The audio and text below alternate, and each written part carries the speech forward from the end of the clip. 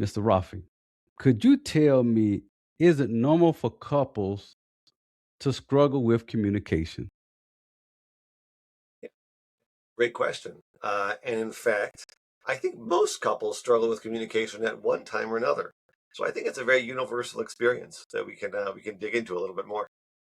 Okay, wonderful. Well, thank you for that, and welcome, audience, to Bartell's Money Talk. I'm Johnny, and you might want to stay tuned for this episode because we have an expert that's going to talk about communication, couples communication.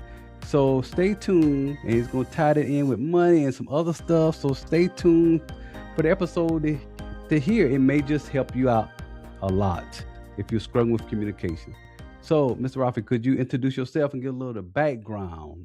Sure. Howdy. My name is Raffi Bilek. I am a couples therapist and the director of the Baltimore Therapy Center, which you may have guessed is in Baltimore. And I've been working with couples for many years. And yeah, money is definitely one of the things that comes up. It's definitely one of the flashpoints in a lot of relationships. And being able to communicate well is what helps people get through this. All right. All right. Well, let's dive right on in. Yeah. So, now, one of the things, because we all have issues with communication, right?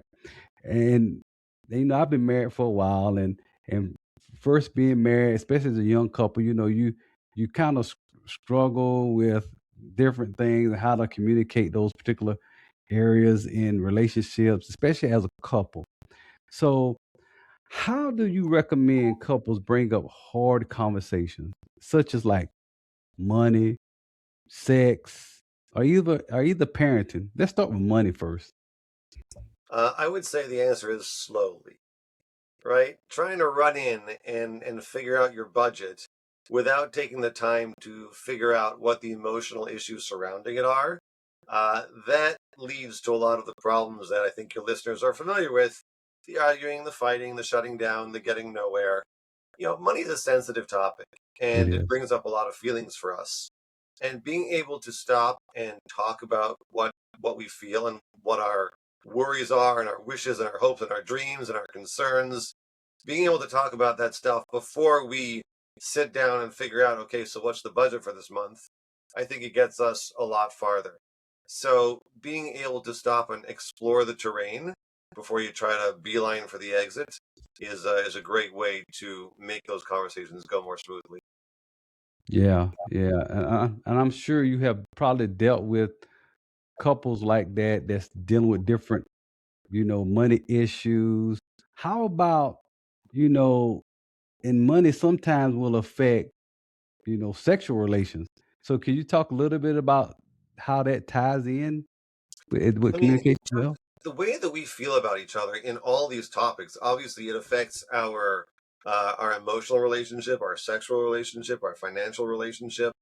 And if I'm frustrated with you, if I'm worried about the future, if I'm feeling some friction between us because we disagree about any of these topics, it just becomes harder to really connect intimately, emotionally and physically. And so being able to have those good conversations with really connecting communication makes a difference in all areas of the relationship, I think. So so we know when you communicating, right? And I think this is key with everybody. We're not dealing with some of these sensitive topics. We're not always going to agree with Right. each other, right? We're not going to always agree. We always going to you might come to a point where we just can't agree. How would somebody, a couple, how would they go about handling when they don't agree with each other on these various topics? When you agree, it's really simple. That's not the trick. If we both Yes. agree on something, talking about it is easy. The only problem is Yes. when you disagree with it, right? Communication does Absolutely. not mean agreeing.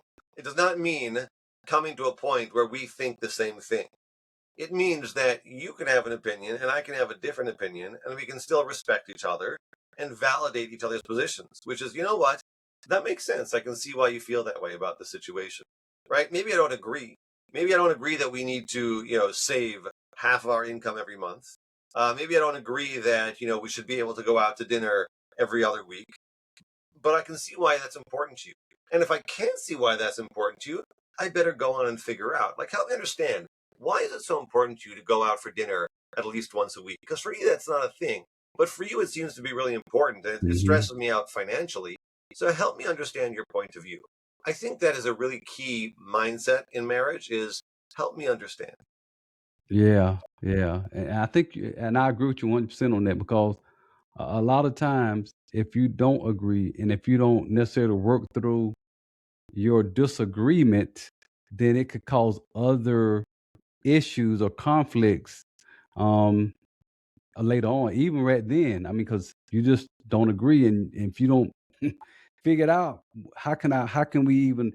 We don't have to agree, but how can we understand each other, like you said, and to move forward? Because if not, it'd be a lot of lonely nights. Yeah.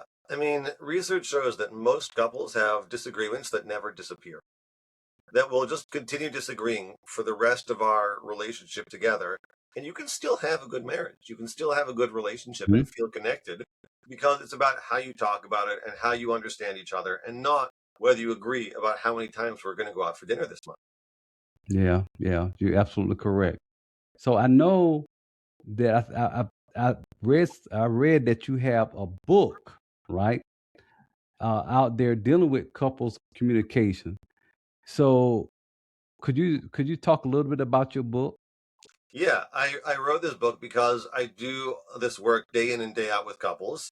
And, I started noticing the patterns and the commonalities, and I wanted to be able to reach more people. So I put the work that I do into a book, which is, by the way, awesome. And I think it's really helpful. I've gotten some good feedback about it. It's called The Couples Communication Handbook: The Skills Okay. You Never Learned for the Marriage You Always Wanted.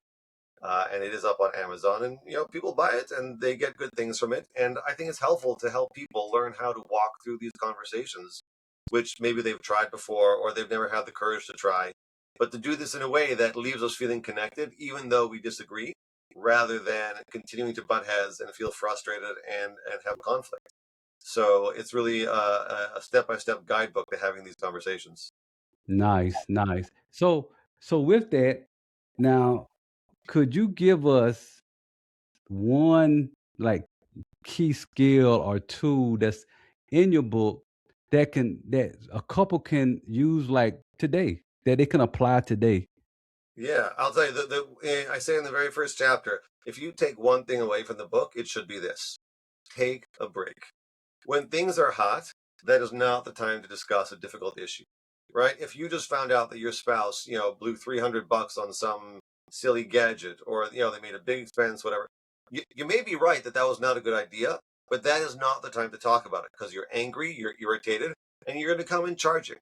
It is almost never an emergency to talk about some issue, and if it's that level of urgent, you should be talking to 911 and not to your spouse. Yeah, just taking a break will help so many people because I think a lot of people out there do know how to communicate well and do know how to express themselves, just not when they are in, charge mode or fight or flight. Yeah. When things seem so urgent and so desperate, nobody handles that well. And I include myself in that. When something Yeah. is bothering me, I will try to force myself to walk away from the situation and we'll come back tomorrow. And it'll be better tomorrow and we'll have a much better conversation. I think that is the key thing that before any other skills is you don't have to do it right now. You said a key thing, because, and I want to reiterate it. You don't have to do it right now. And I think a lot of times when we're in a conversation or debate or a little bit of conflict, we always think that, oh, we need to handle this right now. We need to get this Feels done. urgent. Yeah, right. You want to kind of get it over with so you can get past it. Yeah. But you're right. You don't have to do it right now. As long as you're continuing the conversation and not letting it, kind of stalemate and this linger, then I Yeah. think that's the key, right? Yeah. Timeout does not mean game over, right? It doesn't Right. mean that we just sweep it under the rug so it comes, flying out next time you have some fight about something else. It means Yeah. we put a pause on it and we come back in an hour or in a day or in a week or whatever it's going to be, but you do have to come back to it. Now, some things you don't have to come back to because you were just in a bad mood. I was Yeah. angry. I wasn't in the place, so I got irritated and I took a break. And the next morning, it's like, but there are things that are a big deal, right? It's not acceptable to me that you would make a big purchase without asking me first. And so we do have to talk about that. So taking a break is a good idea, but you got to come back and talk about it. And a lot of people don't do that because they don't have the skills. They don't know how do we have a difficult conversation, which is why I wrote a book to teach people how to have that conversation, right? It's important to take a break, but you got to know what to do when you come back, or you're not going to come back. Yeah, and that's true. I mean, because believe it or not, and you know this, that communication, if you don't have like communication with each other and proper communication, then that could lead to a lot of different things. Like bad communication can lead to separation, Yeah, right? Because you're not necessarily communicating, and maybe you're not understanding each other because you're not communicating yeah, to effectively so you can understand what the other person is trying to communicate to you or what you're trying to communicate to the other person. yeah. It leads to distance and disconnection, or at least to fights that wear away at the relationship. You got to be able to understand what your partner is going through, not to be the same, not to see things the same way, but to understand, like, what are you going through? What is life like for you? Why do you see things the way you see them? Those are really important understandings to have. Again, it comes back to help me understand. Yeah.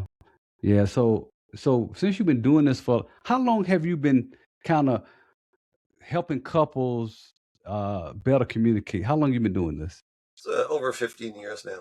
So over 15 years. So you have seen a lot. You have probably communicated with a lot of different couples to try to help them get through those barriers that you have in communication. Um, so what do you think is the number one tip for like better communication? So I already gave you the number one tip, which is The take number a break. okay.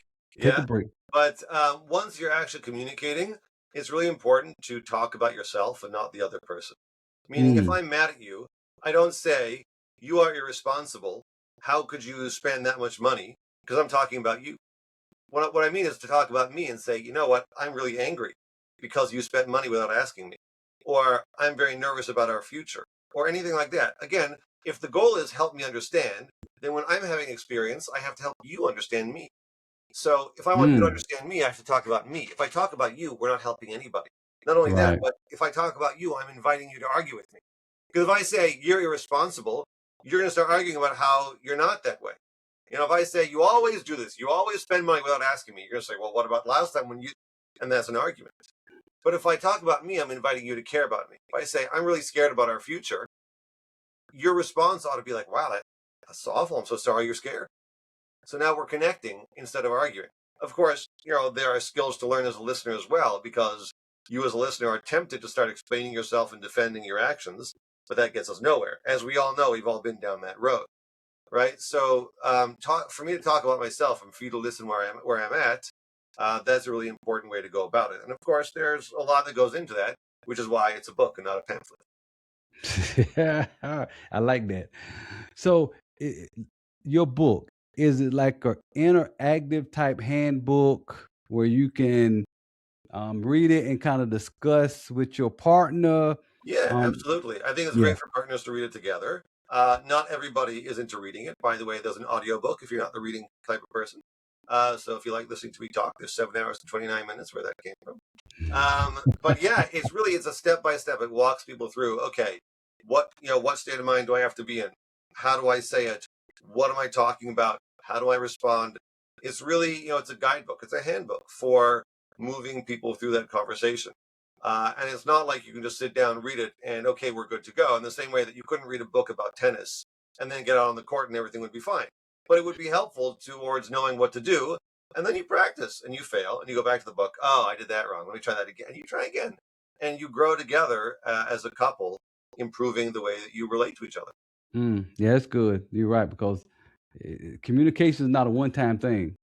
No. You definitely will probably fail at some point. Yeah, I mean, you'll keep failing. I still fail sometimes with my wife, Me and we, too. we pick it up. A good relationship is not one in which there are few mistakes. A good relationship is one in which there's a lot of repairs. Yes, I like that. Yes. Say that one more time, because I like that. Okay, to be fair, I don't think I came up with it. Somebody else said it first in different words, but I don't remember where I saw it. A good relationship is not one in which there are few mistakes. A good relationship is one in which there are a lot of repairs. Absolutely. I totally agree with that. I totally agree with that, because you're right. Because as you go through relationships and stuff like that, you always, it's never 100% conflict free. You always gonna have to deal with some type of issue or whatever the case may be. But it's how you deal with the issue when it kind of sets you apart, right? Yeah, 100%. Um, yeah, absolutely. So with that, and especially a lot of conflict is around money, right? Money in a relationship is a huge thing, and it causes a lot of couples to have conflict in their relationship. Right. So tell me, what are your thoughts on this? How transparent should couples be about their finances? I think in most cases, the best approach is for couples to be really open and merged and together in their finances. I think there are cases like often when older couples get married or remarried after a divorce or widowhood or whatever, it's a very different situation. And there's similar situations for other people as well. But by and large, I think it's important. If you are not being transparent, if you are hiding things from each other, there's some lack of trust and Yeah. connection. And being able to work together, it's challenging for sure. And there are all kinds of reasons why it may seem to make sense not to do it that way. But if you want the most out of your marriage, there has to be that level of openness, communication, again, transparency. Otherwise, you're hiding a big part of your life from each other. And to the extent that you are blocking off part of your lives from each other, there's a disconnect. Yeah, you're right about that. So, what if you had a couple in your that's coming to see you for, some counseling with communication around, you know, money conflict, because one of the actual uh persons in the relationship might be, kind of they hid some money, right? And all of a sudden, the other couple found the other person in the relationship found out they had some money secrets. Like, hey, I found out you was hiding this money from me, and I didn't know you had it. And now all of a sudden, we got this conflict because you've been hiding this from me for a period of time. How would you go about getting them back on the right path to be able to kind of communicate that and trust each other when it comes to the money? I think that, like with every conflict, we have to just start with understanding where we're at and how we feel about it, like I said earlier on. So, the person who feels like they've been betrayed, like we call this financial infidelity, the person who Yes. feels they've been betrayed in that way, to be able to talk about those feelings and say, I'm angry, I feel betrayed, I feel disappointed, and all those things. And then for their partner to really be able to hear that and just understand where they're coming from and to care about that. Wow, like I'm really sorry you feel this way. I totally get why you feel that way. It must be awful. I'm so sorry that you're going through this. Right? That's not the same thing as I'm sorry I did this. They may have had some good reason. I'm not assuming anything about the person who kept that secret, but you still have to understand where your partner is coming from.